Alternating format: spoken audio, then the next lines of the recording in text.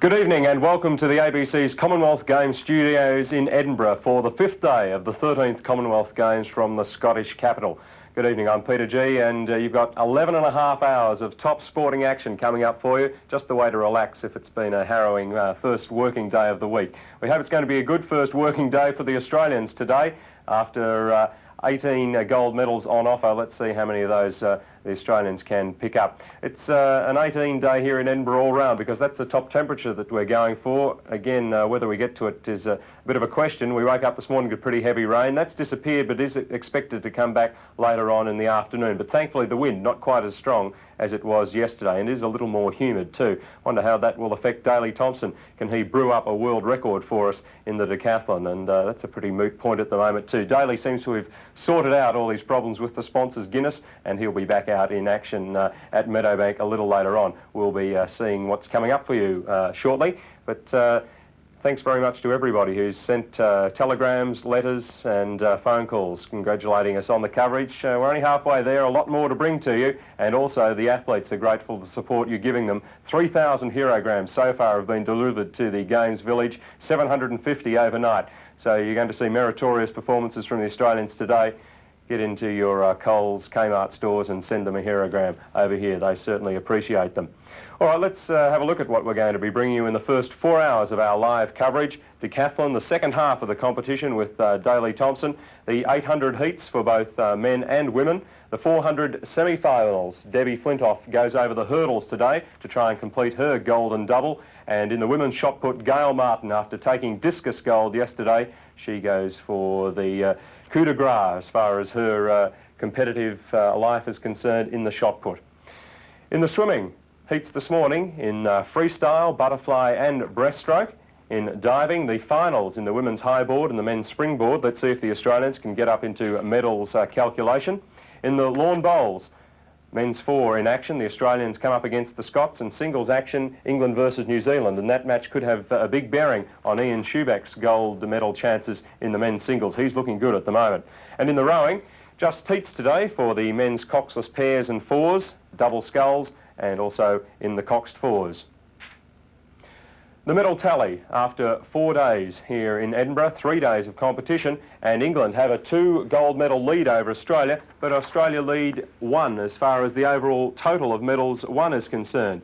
In Brisbane, Australia beat England by 1 gold medal, but England took 1 more medal overall, so things reversed at this halfway stage of competition. Canada, taking the solo gold medal in the synchronised swimming last night, have moved level with Australia in the gold count in second place, and just 2 other nations have won gold medals, New Zealand and Wales. And the 3 other countries to complete our medal winning table of countries, Northern Ireland, Scotland and Singapore, looking to break through for gold today. Well, there are 18 gold medals on offer, and to preview the ones that are going down there at the track and the other lead-up events, let's go to our experts, Tim Lane and the Tasmanian Director of the Institute of Sport, Rick Mitchell. After the excitement of yesterday, when we had 7 finals, a bit quieter on the track at Meadowbank today with just 3, there should certainly be a gold for Australia. Debbie Flintoff again, the 400 hurdles, her #1 event. Rick Mitchell, is there a total certainty in an event like this?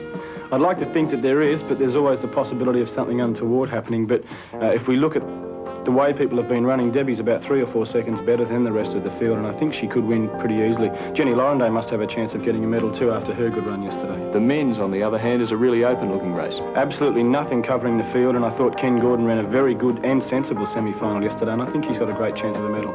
We'll get our first look at Coe and Cram in the heats of the 800. Well, that's the contest that's really excited Edinburgh, I think. It's going to be a big head-to-head, both in the 800 and the 1500. The heats, of course, on today, so we'll get to see how they're running, and Peter Burke and Pat Scammell are also contesting those heats. And I wonder if Stall gift winner John Dynan can match it with Ben Johnson and company in the 200. Well, Johnson looked fantastic yesterday, and he's obviously out after the double, trying to emulate Don Quarry's feats. Dynan's been running very well. Don't underestimate him. His times haven't been fast this year, but he's got a lot of scalps while in Europe. Just heats in that event today. The other final, the third of the finals, is the women's 10,000 metres. Australia not represented. I'm hoping that event will be as good as the other distance ones we've seen on the track so far. Should be another very good day at Meadowbank. Thanks, Tim Lane. And some news from the village on athletics, and especially pertaining to the British athletes.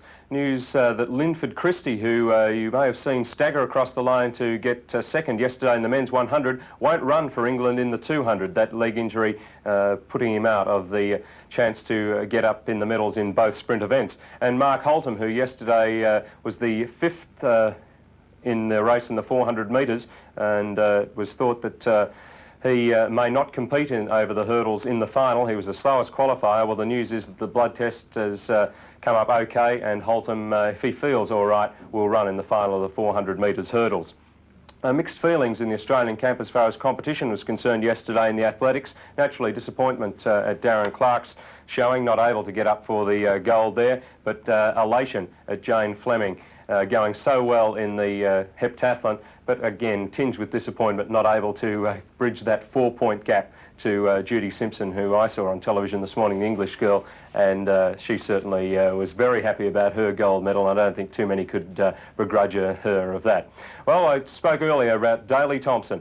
Just what can he brew up for us as far as gold medal and the world record is concerned in the decathlon. He's 75 points behind his world record schedule that was set in Los Angeles 2 years ago.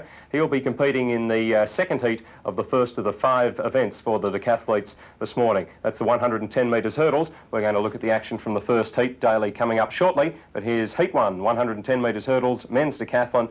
Back to Tim Lane at the track. Third morning of track competition, and the first event, the Group 1 heptathlon, decathlon 110 hurdles. 3 Australians in this. In lane 2, Simon Shirley. In 3, Stuart Andrews. 4, Peter Fossey. Then Michael Smith of Canada, Eugene Gilkes of England, Alfred Oddie of the Isle of Man. And the most disappointed man at Meadowbank last night, quite possibly Eugene Gilkes, who you can see in number 288. He virtually had his name engraved on the silver medal, it seemed, after the 400 metres, which he ran very well to finish just behind Daley Thompson and gain a good break in second position, only to find himself disqualified from the event. And now he is lying second last instead of second. Must be a great disappointment for Eugene. And I must confess that after having had a look at the replay a couple of times, it's very difficult to see where Gilkes did leave his lane. So I think he's got reason to feel a little disappointed, and it's important for him to bounce back this morning with a good opening event. But let's have a look at the 3 Australians, all of them going very well. Simon Shirley competing at around the level of his personal best. If he puts in another good day, he'll certainly equal that. But Stuart Andrews and Peter Fossey both look like recording good personal bests for the decathlon, which is a fine achievement. Gilkes the fastest over the hurdles, and he makes a good start. Shirley over on the far side also got away well, as did Andrews, but Gilkes leads from Smith. Andrews is leading Shirley at this stage. Gilkes and Smith in front of Andrews and Shirley. Gilkes, Smith, Andrews, Shirley. Gilkes wins it nicely. Smith second. Andrews and Shirley hit it together. There'd be nothing between them on times and even less on points, if that's possible. And Eugene Gilkes bounces back. 15:20 is the time. His PB was 15:18, so he's run very well, and he's done extremely well to rebound from that disappointment. He's done very well to rebound from it. I suppose he's probably wondering just how close he would be had he not been disqualified. He certainly got the best of the start, and you can see he's in front at the 3rd, the 4th flight. Very interesting battle going on in the inside lanes between Shirley and Andrews. Andrews had the upper hand at this stage. Gilkes is starting to run away from the others. Smith, the Canadian, in second, and a very close dip for 3rd spot.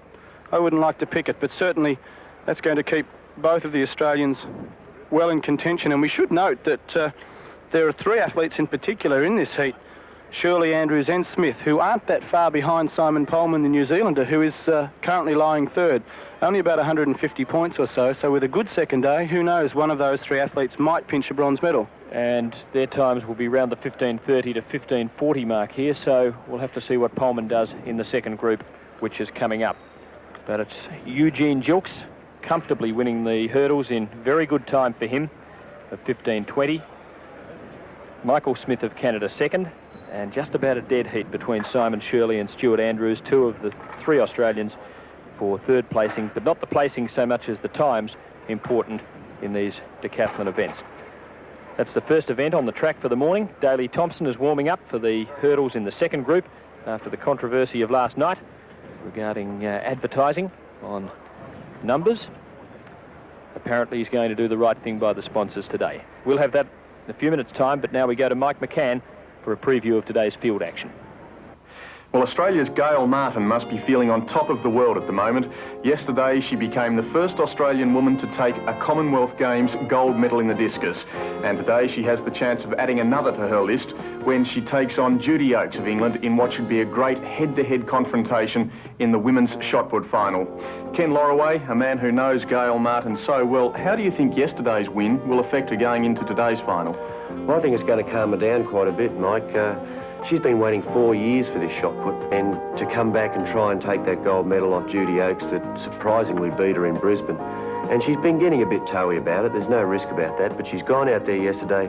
She's done it tough. It was a hard competition for her, but she came through. She's got the gold medal, and now I think she would have had a good night's sleep and is going out there and winning again, hopefully. Daley Thompson, and the decathlon competition continues. Today in the field we have the discus, pole vault and javelin, and it seems to be another exhibition of Thompson's skills. Well, it was an exhibition yesterday and I can't see anything changing. She's a magnificent athlete. And the only problem we're seeing here in Edinburgh is he got the European Championships in 2 weeks' time. And I think, honestly, he's going through the motions here. He could get close to the world record. He's only 75 points behind, but I think he's just going to win easily and then go into the Europeans. Well, speaking of the decathlon, the second heat now of the 110 metres hurdles is about to get underway, so it's over to Tim Lane. Now the second group, and over on the far side is Daley Thompson. The rest of the field, Gregory Richards of England, Albert Miller of Fiji, Brad McStravick of Scotland, Gordon Orlikoff of Canada, Simon Poleman, New Zealand, Dave Steen of Canada, New Zealander Poleman, Canadian Steen on this side, lying third and second respectively in the competition. Of course, Thompson way out in front, and 75 points overnight off world record schedule. That wasn't all that happened overnight. He was in the news because of that word Guinness on the front of his singlet, which he had blacked out yesterday. Daley swallowed his pride, apparently. He's made his point known, and he's wearing the Guinness today. It's good for you. So they say. Well, in his world record performance, Daley recorded a 14:53 for the 110-metre hurdles. This is going to be a tight event for him. He got a good start. He certainly beat Richards and Miller out. Over on this side, Poleman going well. Thompson's just in front of Poleman, and then back to Miller, McStravick and Steen. Thompson's got clear, though. He's hurdling superbly, and down to the line he comes, a big winner. Poleman second, Orlikoff third. 14:52 for Thompson, which is not as fast as in Los Angeles 2 years ago when he did 14:33. So he's just slipped a little further behind that world record schedule, but good start to the day in an event in which we expected that he might really be pushed, but he won it with his customary panache. Well, Daley Thompson's time in that 110 hurdles has been amended to an outstanding 14.22, which is a personal best for him by 0.04 of a second. The Omega timing by the finishing line told us it was 14:52, but that was subsequently changed, and so Thompson now, with a 14:22, gets a little bit closer to that world record schedule. Second in that event, Poleman, a very good 14.51. Third, Orlikoff, 14.70, and Steen ran 14.91 in fourth placing. So overall, Thompson is that much closer now. He's 61 points behind his world record schedule. In Los Angeles, at this point, he was just over the 5,600. Currently in Edinburgh, he's 5,548. Poleman has grabbed second position from Steen by just 8 points. It's a great battle for the silver medal, and Australia's best performer in the decathlon so far, Simon Shirley, has slipped from 5th place to 7th after the hurdles. Now we go to Norman May for a preview of today's swimming. Last night's swimming session was a disappointment. Australia expected 4 gold medals, finished up with 1. We won't make too many forecasts today, Lisa, for us. What do you think? No, I think I'll keep my optimism in check today. But I think, well, we've got 1 gold medal, I think, in the 200 freestyle. Peter Dale and Tom Stakowitz are the top 2 qualifiers, and I think that they can hold on to those positions. The other events might be a little harder. 100 fly for women, Carolyn Cooper, the English girl, will be hard to beat. Victor Davis in the 200 breaststroke, I can't see him being beat. Though the person to look out for today might be Rodney Lawson, who improved his 100 times so well, and he's better over the 200. And other than that, not too much else. Well, the mean machines going around at the end, though, aren't they? Well, yes, that's right. So hopefully they'll keep our hopes. They're just a little ahead of the Canadians on qualifying time, so should be a good race anyway. Well, Lisa, not saying too much, but hoping for at least 2 gold medals. Let's talk now about rowing up at Strathclyde. Neville Oliver. Well, a much quieter day at the rowing at Strathclyde today as rowing resumes, not the heady days of gold medals. It'll just be heats and repecharges of the men's coxed and coxless fours and the men's double scull. Australia with crews in each of those 3 events, and they should all go through to the final. The coxless fours, stroked by David Doyle and coached by Brian Richardson, has improved steadily in training, and they really do look quite good now. The coxed four is interesting. They're the 4 biggest men out of the gold medal winning 8. They haven't been training in the 4. It's going to be one of those just jump in a boat and try races, but they will do well. They're very experienced oarsmen, and the double scull of Reedy and Terrell have been training very, very well and should make tomorrow's finals. So 3 crews in action, and they all should go through to the gold medal events. Today's swimming program will open with 2 heats of the 800 women's freestyle, and these finals will be held tomorrow. And in this first heat, we have Jenny Burke representing Australia in lane 5. Yes, and next to her, Debbie Würzberger, the second fastest competitor in the event on seeded times. But Jenny Burke, a great swim last night in the 400 metres freestyle. She just did her best time, bronze medal, and I'm sure she'll be pretty happy with herself and still feeling quite good after that. Or she just might be a little bit stiff this morning, but she doesn't have to swim the finals tomorrow night, so she can afford to push a little bit and make sure she gets a good spot in that final. She's done a lot of work, so she's ready for this longer event.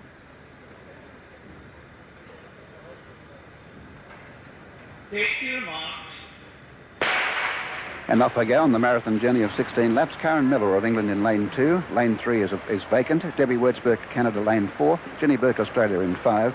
Ruth Gilfillan of Scotland in 6, and Shona Cowie of Scotland in 7. We won't cover these races in full because they're so long, and we'll just take them down the first lap, and we see that Jenny Burke has moved away very well indeed, and she's in fact ahead of Debbie Würzberger as they go down towards the first turn. Würzberger not getting such a good start, and Karen Miller down here from England swimming quite well too. So as they go down to 50 metres, it's Jenny Burke equal in front. Now at the 700-metre mark, Jenny Burke of Australia is just in front of Karen Miller of England over here in lane 2, with Debbie Würzberger, the highest-rated swimmer in the field, just back a little bit in 3rd place. Yes, Jenny's swimming an excellent race. She's went out at about 63 too, but then since then has been constantly swimming 105s. The 5th 100, 106s, 5th 100 swim a 105, high 105. Laurie Lawrence, every time she turns at the 100 mark, is giving her the double thumbs up signal, so she's swimming quite comfortably, I think.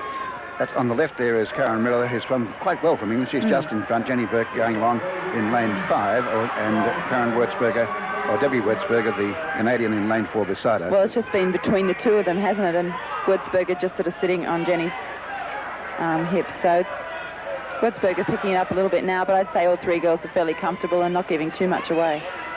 So approaching the final part of this race, you see the games record there. That's the great swim of Tracy Wickham back in 1978, which is still the world record. Yes. Now here they come into finish, and it's going to be Karen Miller first, Jenny Burke second, and Debbie Würzberger in 3rd place. And the time, 8:44.58. Jenny's time, 8:45.76.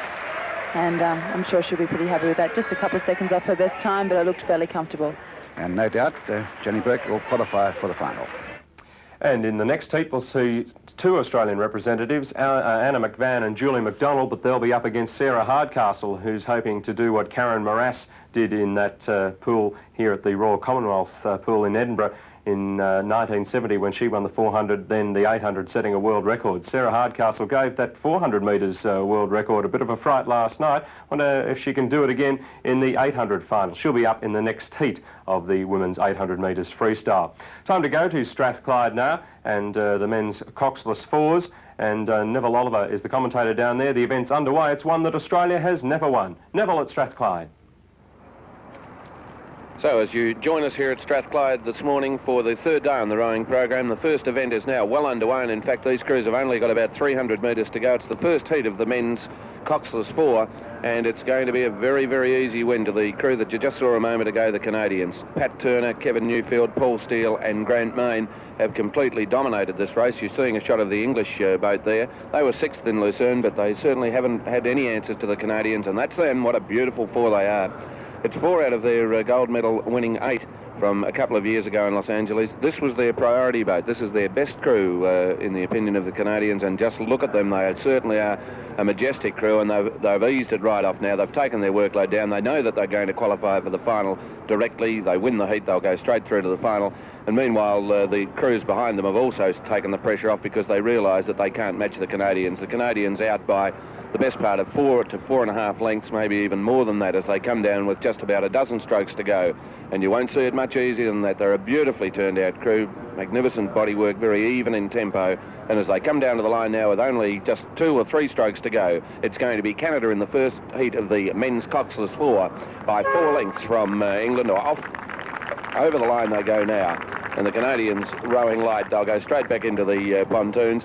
And the second crew just about to appear in your picture now. That'll be the English 4 coming across now in second place. They'll go through to this afternoon's repechage, as indeed will the next crew that you see will be Scotland, and then the Welsh crew bringing up the rear of the field. But Canada, a commanding victory in Heat 1 of the men's coxless 4. And the Australian coxless 4, stroked by David Doyle, will be on the water next at Strathclyde. They'll be looking to win it to go straight through to the final to bypass the repechages. They come up against the strong New Zealand crew, so that should be quite some battle down at Strathclyde. Neville Oliver will be back with us shortly on that one. Let's get a preview of what's going to happen at Ball Green, which is the lawn bowls venue. We're starting to get into some very vital stages as far as the bowlers are concerned, remembering it's a round robin competition. And our men down at Ball Green to give us the preview are Ian Cleland and David McGill. I would like to say we've got some good news for you, but that's not the case today. Australian teams, ladies and men, are lacking motivation, they're lacking enthusiasm, and this is one of the problems because we're not winning. Fortunately, Ian Schubeck is holding the flag high for Australia. He is bowling very well. We'll talk about that in a second. And also, Australia have got a big day today. They play 3 Scottish sides. And Scotland at home, David McGill, would always be hard to beat, surely. Yeah, and particularly when they're doing so well in this competition. Scotland very high in the table in all, I think, all 6 competitions. So Australia with it all to do this morning. Ian Schubeck doesn't play today, but he's well poised towards winning a medal. A big day tomorrow for him. Very big. Tomorrow is Ian Dickerson, and that is the big one of this competition. I'll come back to you tomorrow on that subject about motivation and also the enthusiasm, because I believe it's also through to the officials, and that's bad for Australia. But anyway, keep watching, because it's good viewing. On you, Clelo. Whatever makes good television, eh? OK, well, Ian Dickerson is the big competition for Schubeck in the bowls, and the same is the case for the Australians. It's the Kiwis down at Strathclyde. Neville Oliver. And thanks very much, Peter, joining us in the men's coxless 4s with the middle stages of the second 500 metres, and it's New Zealand and Australia battling it out. The winner of this to go through to the final, the rest of the crews to go through to the repechage, and the New Zealanders, that's just 4 out of their 8, are rowing exceptionally well at this stage of the event. They've not been training in this boat. They've just jumped out of the 8 and they're having a fun row out there, but my word, they're putting it together well, and they're about 2/3 of a length, in fact almost a full length in front of Australia at the 1,000 metre mark there. The Australians will have to work out from that position that they're in now as to whether they'll really go for the doctor and try and win this heat to go through to the final. And actually what we're doing there now is waiting for a Northern Ireland crew. In fact, we wait no longer. The Australian stroke is going to have to make a decision, David Doyle, as to whether he'll go after the New Zealanders and try and make the final direct from this heat, or save a little bit of petrol for the repechage later in the afternoon. And I'd suggest from that position that there's Craig Muller, James Battersby, Neil Myers and David Doyle. That's the crew, but I'd be suggesting that very shortly they'll make the decision that the repechage will be the smart thing to do. New Zealanders have them covered by more than a length now. This 4 has been just training exclusively in the coxless 4. But the New Zealanders just a bit too good, and in fact they've broken contact as they come through with 750 metres to go, and I think you'll find that the Australians will ease down now and be content to go through to the final via the repechage. Fine row by the New Zealanders. Andrew Stevenson in the bow, Shane O'Brien at 2, Neil Gibson at 3, and stroked by Don Simon. And this 4 out of their 8 are rowing exceptionally well, just sitting up and tapping it along. They're getting beautiful movement out of that boat. And the conditions up here at Strathclyde Park today, totally different to what we saw the other day. The conditions have lightened right off. The water is ideal, and in fact, if anything, the breeze is slightly head conditions this morning. Times have been a little bit slower than what we would have expected back on Saturday in the finals there. But New Zealand, they look magnificent as they come down through into just about into the last 500 metres, and they're 2 lengths in front of Australia now, so Australia will row later in the afternoon. This is a bit of a disappointment. I thought, looking at the draw, Northern Ireland, New Zealand and Australia, that Australia would go through, but there you can see the margin as they come through with just the last stanza of the race to go. A quarter of the course. Actually, the Australians still rowing pretty hard. David Doyle has still got that crew pretty well stoked up, but they're no match for the New Zealanders, who've dropped their rating back to a very comfortable 35. And look at that beautiful bodywork too. There's not much movement in that boat at all. But they're certainly skimming through the water, locking on beautifully as they come out for the catch. And good leg drive. So this is an impressive row by the New Zealanders. I'm sure one that Canada, who won the first heat here, will take some notice of. About 250 metres to go, 275 metres to go, and the New Zealanders looking back at the Australians and knowing that they've got them well and truly covered. Still rating up around 35, 36 strokes to the minute. The Australians looking just a little bit untidy. We might see a shot of them there in a moment, but the man in the Australian two-seat, Jim Battersby, not looking distressed, but just a little bit of a break between he and Neil Myers in the boat. Just, well, it's maybe not as obvious from side on, but where I was looking from in the broadcast box, and in fact, the Australians looking quite neat. And there's the Northern Ireland crew who are coming down in third place. They've taken their workload right down. In fact, the Australians who will come up towards the line are making a bit of a run at the New Zealanders. They've almost tacked onto their bow. So David Doyle has really worked the Australians down the course. In fact, he's winding them at the finish now, and he's forcing the New Zealanders to take their rating up. The line is going to be a little bit too close, but the Australians will do their best work in this heat. In the last 250 metres, they're skimming home, but it'll be New Zealand home by about a length and a half on the line, and they come up now to the line, and there's the margin, about a length and a quarter in front of the Australians. And David Doyle still working the Australian four. I reckon he'd be pretty well annoyed with the way that race slipped away from them. And you can see there, as they slump forward over their oars, that they are just a little bit distressed. So they've obviously given themselves a thorough testing down the course, but they were no match for this crew. New Zealand winning the second heat of the men's coxless four from Australia and Northern Ireland. And the men's coxless pairs, the next item on the agenda down there at Strathclyde with Neville Oliver. Well, it's time to go back to the swimming pool and the women's 800 metres. Tracy Wickham, a special good evening to you in Brisbane if you're watching us. You saw Sarah Hardcastle last night take your games record off you in the 400 metre event. She'll be out, I think, to do it again, Tracy, in the 800. But she's got some competition from the Australians in this second heat. Anna McVan and Julie McDonald, the Australians in it. Let's go down to the pool, Norman May and Lisa Forrest. The second and final heat of the women's 800 metres freestyle, 2 Australians, Anna McVan in lane 3, Julie McDonald, lane 5. Yes, and flanking there, the girl in the middle, Sarah Hardcastle, who's done 4:07 last night, and will be very difficult to beat in this event. Anna McVan not quite at her best, but Jenny McDonald, of course, qualifying for this event on the way through at the 1500 at the Australian Championships.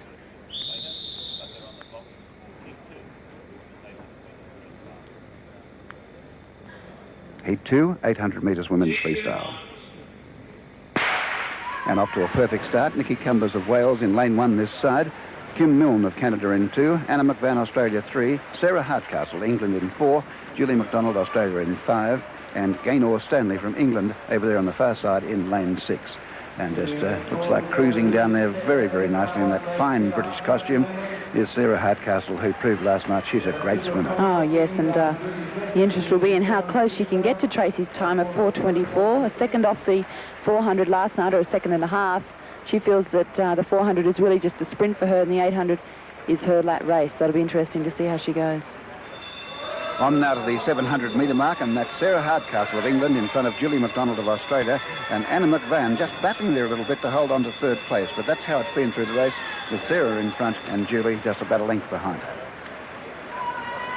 And Sarah Hardcastle just a little bit behind the split that Jenny Burke did through on her 700 metres.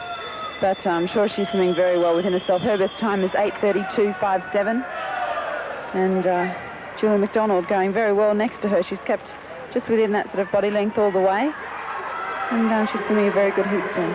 50 metres to go now. That's Sarah Hardcastle, Julie McDonald, and that's Anna McVan, not having a good game, so who's in third place. She qualified for the final, but would not really be in contention. But look at this kick of Sarah Hardcastle. She's just for a little bit there, about 15 minutes, she clapped on the speed, and she's got, I'd say, plenty left in the tank. Oh, lots and lots left. She's even a little bit low in the water, and she's probably a little bit sore after that great effort last night in the 400 metres freestyle, so it's just a matter of swimming out the lactic acid that's built up in her muscles, and I'm sure she's very happy with that swim. Oh, very slow gliding to the finish.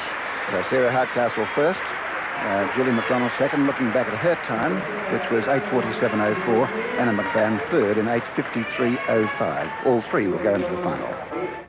So a good hit out for Sarah Hardcastle, but an impressive swim from Julie McDonald, and Anna McVan getting through there in third place.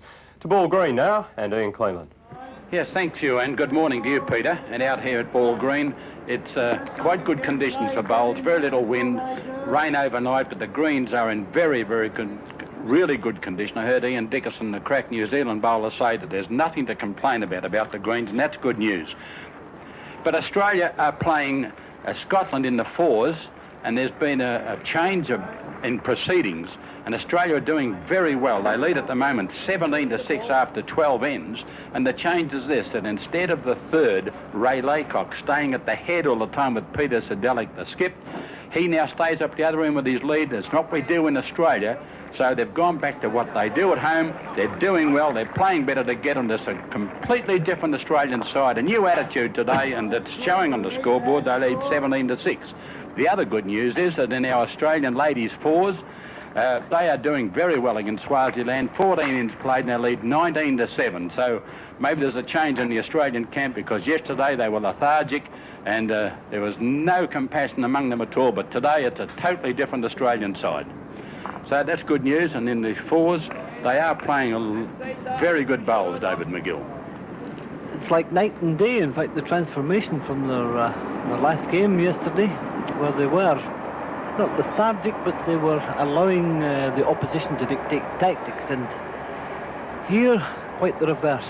In fact, New Zealand Australia employing their normal style of play, where the skip stands alone at the head.